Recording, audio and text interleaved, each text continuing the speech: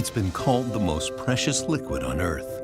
And even in a Middle Eastern country like Israel, it's more precious than oil or water.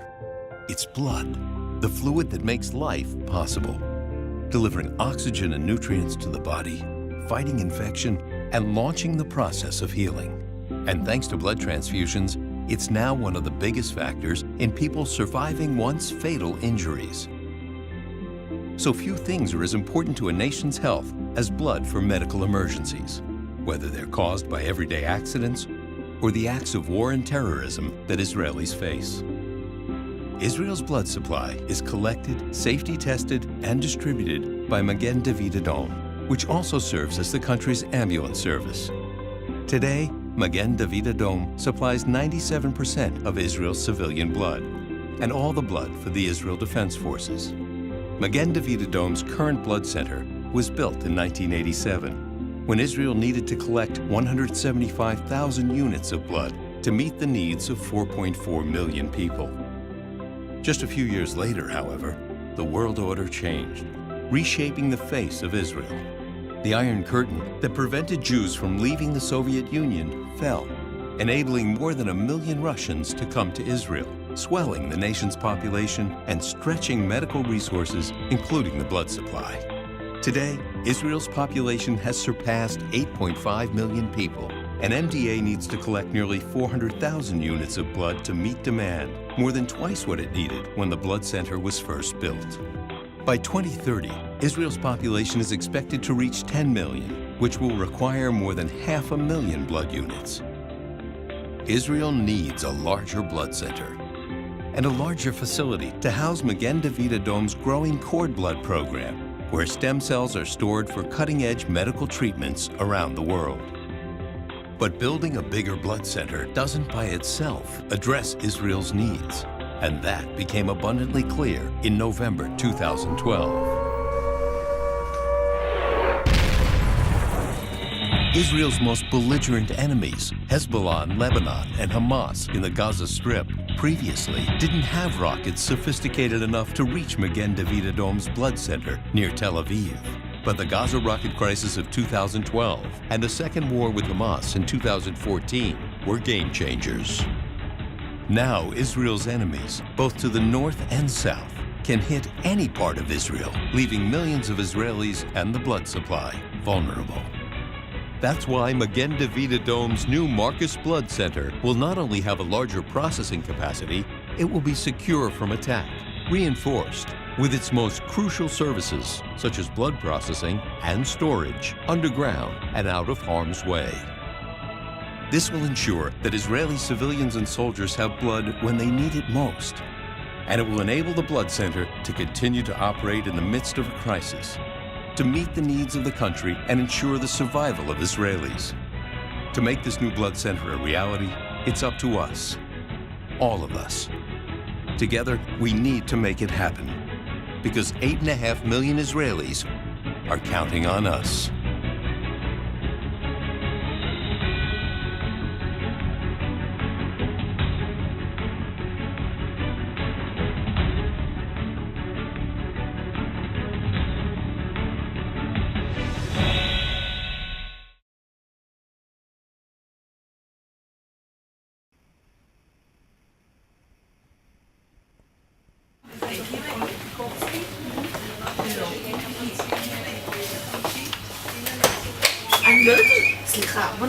Hundreds of people were lined up here in Jerusalem to donate blood. All the candy went. Yeah, when people die.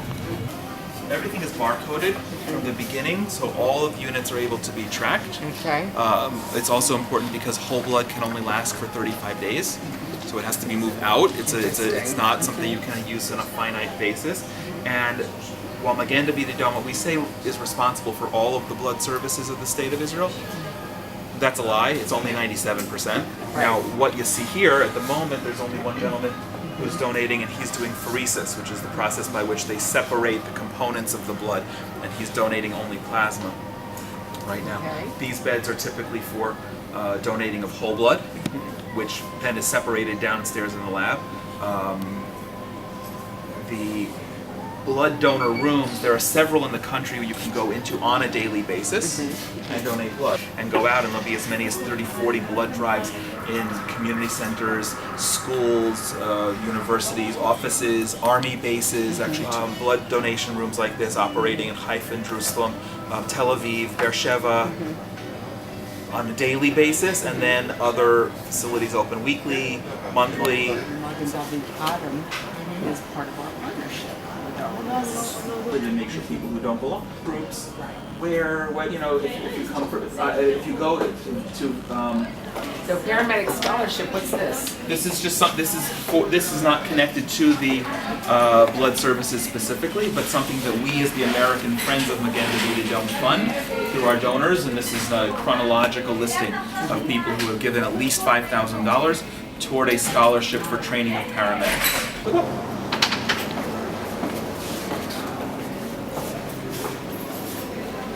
On an ongoing basis, continue to fund the blood center. It's a operation. It's the point of Heart to Heart is to give need to supply funding over and above. It was also built for a country in a population of 4.5 million. We've now exceeded 8 million. Then we were processing 150,000 units per year. Now we're processing more than 300,000 units.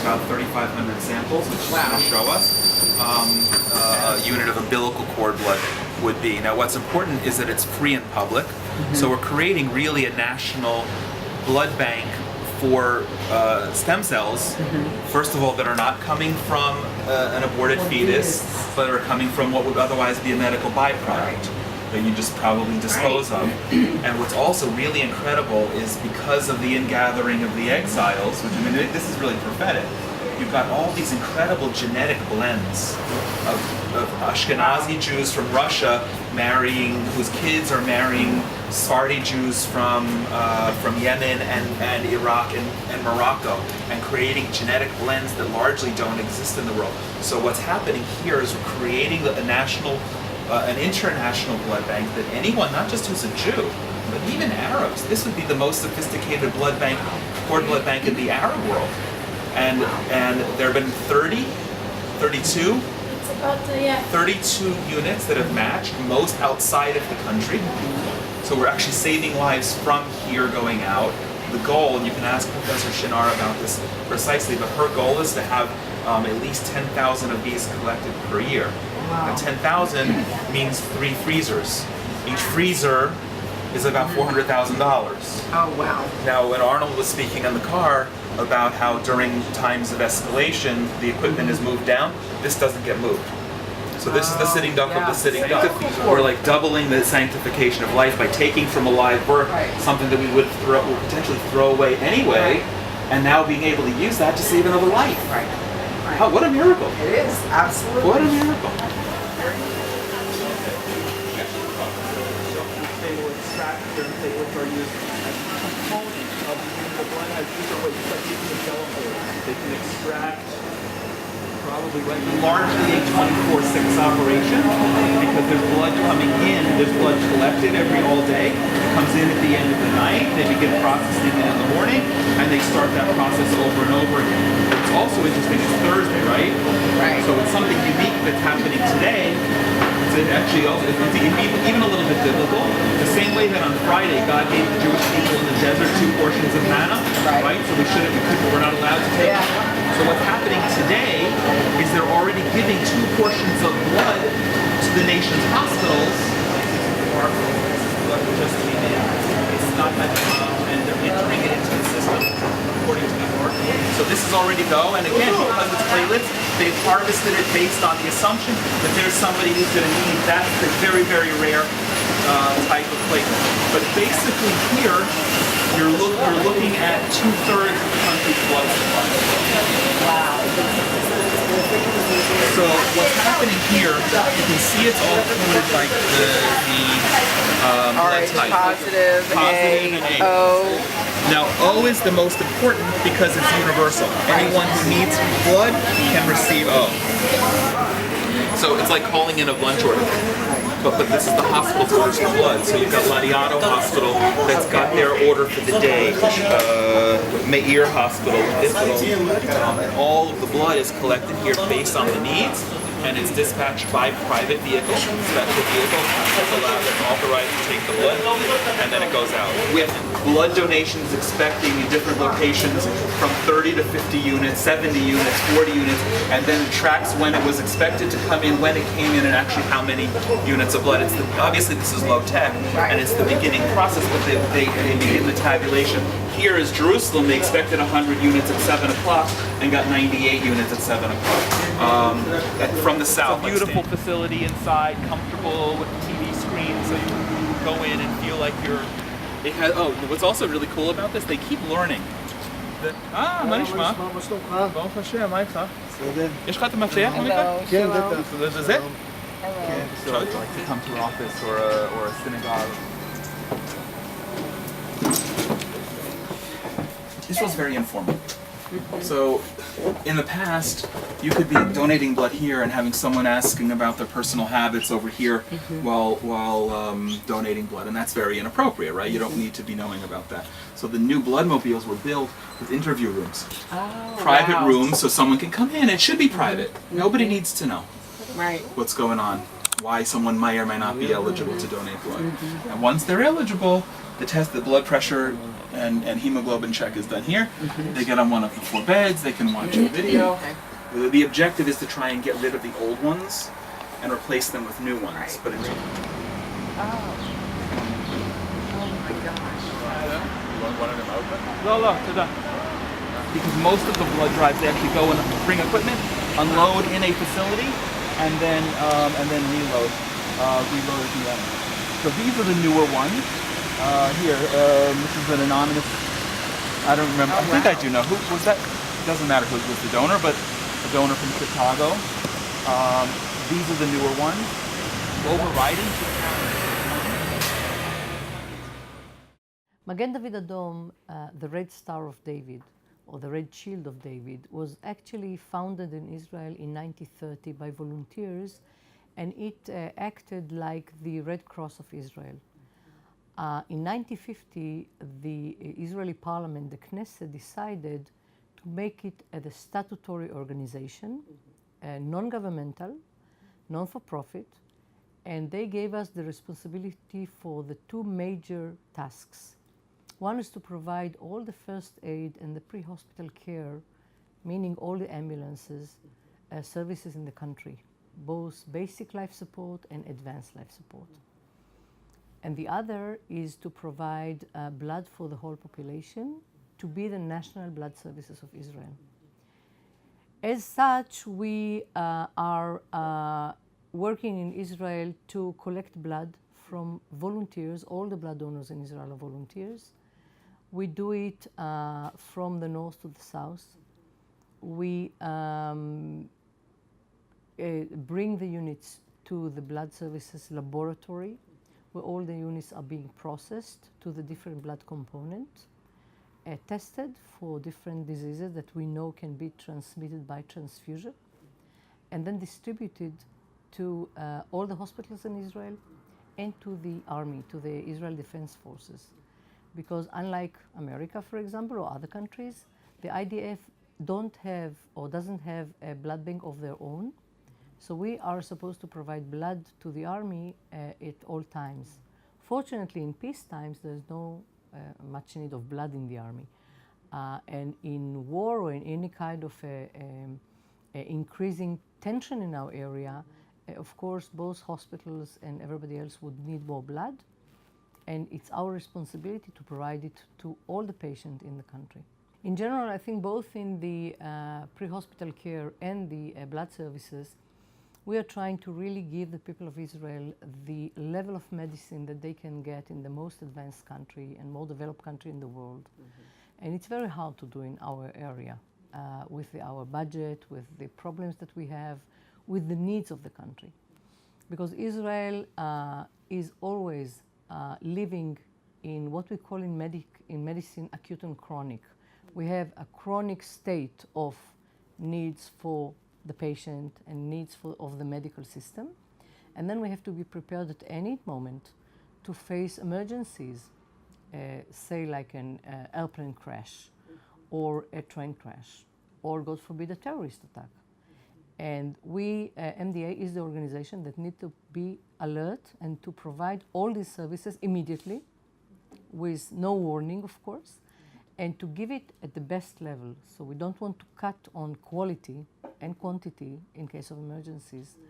For that we need a big fleet of ambulances. We need a big fleet of blood mobiles. They need to be in a way, the blood mobiles that will enable us to collect blood in a very safe way for the donors. Because again, when your donors are volunteers, you want them to come in, to give their donation, to be happy with it, to smile and to come back. Because we depend on volunteer donors. So the whole experience has to be very, very pleasant. And for that, we need this very big support, because we cannot do it from the basic budget. The basic budget of MDA is dedicated for the equipment that we need to buy, for the salaries of the employees. MDA is a very lean operation. In general, the organization has about 1,800 employees. We at the blood services are 250 employees, and we collect and process close to 300,000 blood units a year. So the only way we can do what we do, and the only way we can achieve our goal, which is, as I said, to provide high quality of blood to the people of Israel, to all the patients, is by the great support that we can get from all our friend society, mostly the American Friends of Magaen Adom, as well as the other societies in the world, to support the operation of the organization. I think there are two things that happen in Israel. One, on the one hand side, people are aware of the importance of blood donation. They know that blood is saving lives. Sometimes we do have to tell them that blood cannot be manufactured. There's no way we can make it. We have to get it from volunteer, healthy blood donors. And in a country like Israel that are facing from time to time events like war or operation or terrorist attack, people are aware of the importance. However, we still need to invest a lot in donor recruitment, in donor education, and in putting in very high quality blood tests, because we all want to make the blood as safe as we can at the medicine of 2013, what medicine can offer. We want to bring it to the blood supply. However, it is very hard to do when you are really limited by budget or by other constraints. What happens in Israel that first of all, the population is growing, and of course we are very happy with that. But something that is new to Israel in the last years is the population is also aging. And Israel used to be a very young country. We used to have a lot of young people here. We still have a very high proportion of the population who is young, but we are now facing an area where people are aging. They have more diseases that cannot be blood donors anymore. So we have to increase the number of units because of the growth of the population and because of the increasing medical problems. And also because medical systems and medical treatments are really becoming very sophisticated. We want to do more stem cell transplantation. We want to do more sophisticated treatments, more organ transplantation, and these are heavy blood users. Of course, there are also trauma patients. There are a lot of car accidents. They are all heavy blood users that we have to be prepared with our inventory. Now, the facility that we are here is one of the most gorgeous facilities, really one of the nicest blood banks in the world, and I've been in some. It was built mostly by the American Friends of Magaen Adom in the middle of the 80s. So the building, although it looks nice, is old. The infrastructure is older, and the the place has become very limited to us, because when the building was first operational, we collected about 180,000 units per blood, 180,000 blood units per year. We are now collecting close to 300,000. We used to do 4 tests. We are now doing 8 tests on each unit. So the needs are growing. Another problem of this building is that because it was built in the 80s, it is not really standing the standards against earthquake that are needed today in the country.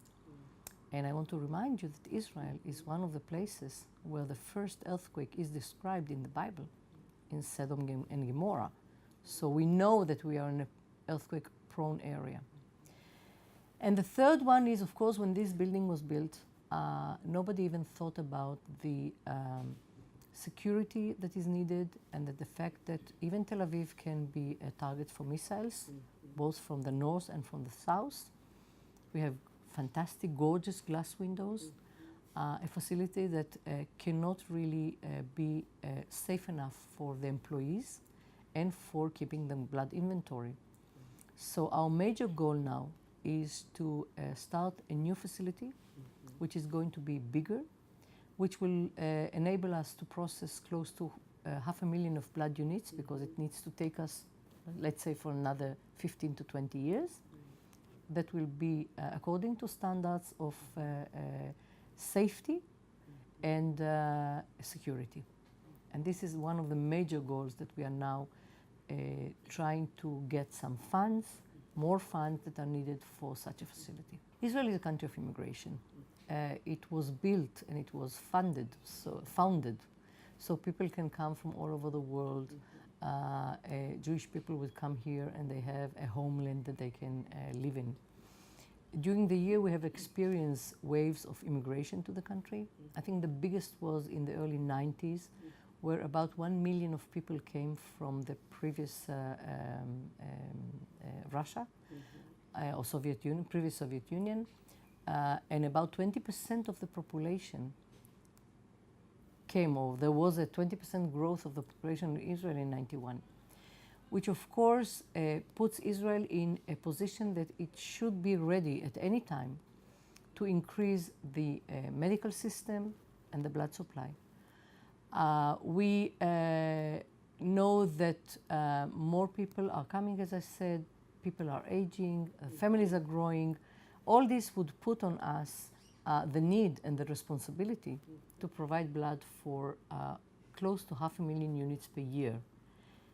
For that, we'll need the biggest and the nicest and the new facility, as well as to respond to safety and security standards that are now different from what they used to be in the past. It's well known that blood has to be given according to the blood type.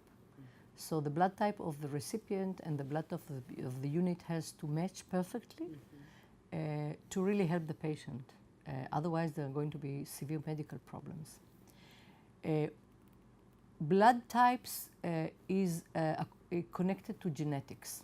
So people can be or can have very rare blood types, and then you have to find the matching unit for those people.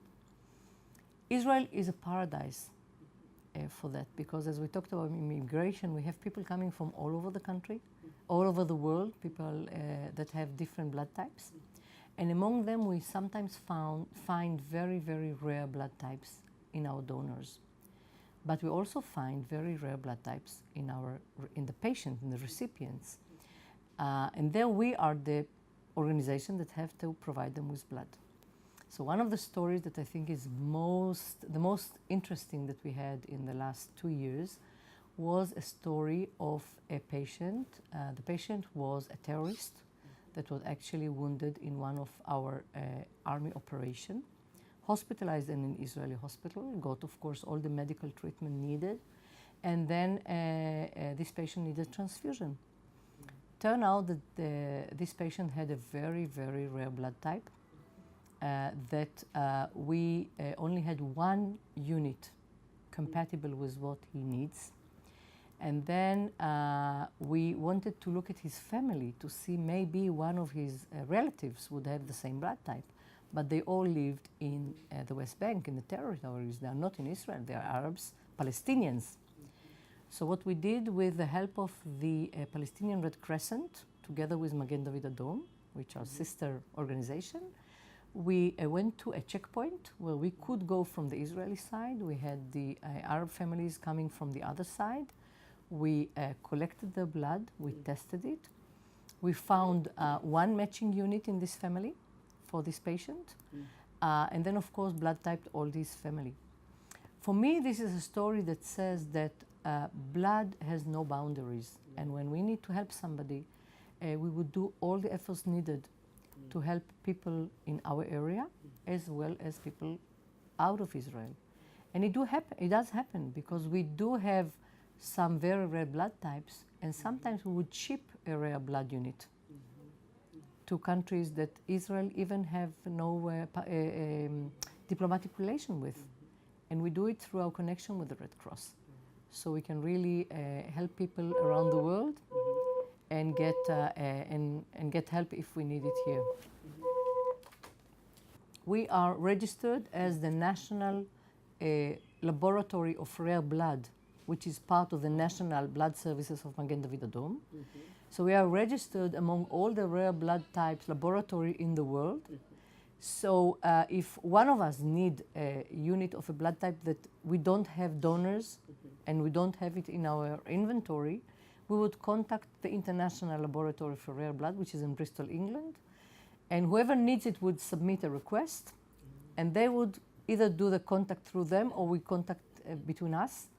And then units like this would be shipped to from one country to another. This is actually almost the only blood that is shipped from country to country. Because usually each country tries to keep their own blood supply with their own donors in their own country. For Israel, it's for sure. All the blood that we collect is here. And the only units that sometimes are imported or exported are those of the rare blood type that blood banks had the connection. This is why it's important that it would not be done between government, because sometimes there are no diplomatic relations. Sometimes we are considered enemies, but through the blood donation and blood as saving life donation, we would do that. I have to say that we are not doing a lot of research here because we are mostly a service providing facility. We do have, though, a lot of academic in the team, among the employees. We are connected with leading universities in Israel, and the actually bench research is done mostly there. What we do is a lot of research about the reason for people to donate blood, what we can do to improve blood safety, what we can do to really improve the work we are doing. Because as I said, as blood cannot be manufactured, and we do need to get blood from each other, we really want to do it only to improve and save lives and not, God forbid, damage anybody that would get the unit. So we dedicate a lot of effort to really study what would bring people to donate blood, how can we improve the way we work, and how can we improve the safety and security of the units. I think one of the most exciting projects for us is that people who come to visit Israel, Jews and non-Jews, really feel the need to leave something behind, part of their body, part of their soul. And the easiest way to do it is to donate a blood unit, because you're really giving something of yourself. Each blood unit is divided into 3 products and then is given to 3 people, 3 patients. So you really triplicate your gift. And we are really encouraging that. We think that it is very important that people would know about Magaen Adom, would know about the blood services operation, would use the fact that they can very easily help others. The only thing you have to do when you come to donate blood is to be healthy. Other than that, you're eligible to donate blood, and you can really help babies, women in childbirth, patient in operation, etc., and do a lot of things. So I think when somebody comes and wants to give us this gift, we usually get it and thank them very much for what they do. One of the units in the blood services is the public cord blood bank or umbilical blood bank. This is a unit that works with women at delivery when we really appeal to them and ask them to please donate the unit of blood from the placenta after the baby is born, because this blood contains stem cell, and this stem cell can be used for stem cell transplantation to cure patients with malignant diseases like leukemia, or to help patients with genetic diseases such as thalassemia or sickle cell anemia, Gaucher and other diseases, or the bubble babies. This is a very good source and an existing source that can be very easily collected. It doesn't harm the women. It doesn't harm, of course, the babies because they are safely born before. And what we have decided is to set up this cord blood bank in MDA blood services, because for us it's a donation of a unit, which fits perfectly what we do. We have our phlebotomists, women phlebotomists, located in some delivery rooms of some hospitals in Israel. They would approach the ladies that come to give birth, get their permission, of course, and consent, and after the baby is born, collect the unit.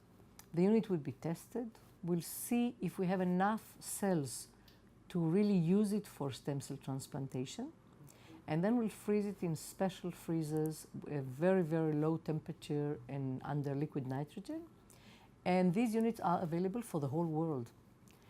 It so happens that till now we have collected frozen close to 4,500 units, and we have already sent out 33 units around the world. 10 units were transplanted in patients in Israel, and the other 30 were stem cell transplanted all over the world, from New Zealand to Sweden, to Brazil, to Argentina, to the States, Turkey. You mention a country, we sent a unit there. And again, for us, it's a fantastic way to take blood or as a source of stem cell and to really save lives of somebody in the world. Really, we really feel, everybody here, every employee, every volunteer of MDA, we really feel that we fulfill the say that he who saved one soul had saved the entire world. And if you look at the people that work here and the volunteers, you would see that they know. They get up every morning knowing that they're going to save life these days. And it's really fantastic. It's really fantastic for me also, as somebody who didn't grow in MDA. I came from Hadassah, I'm a medical doctor. I used to work with patients, and here I'm working with people who really dedicate their life to save others. And for me, it's fascinating. It's really fascinating.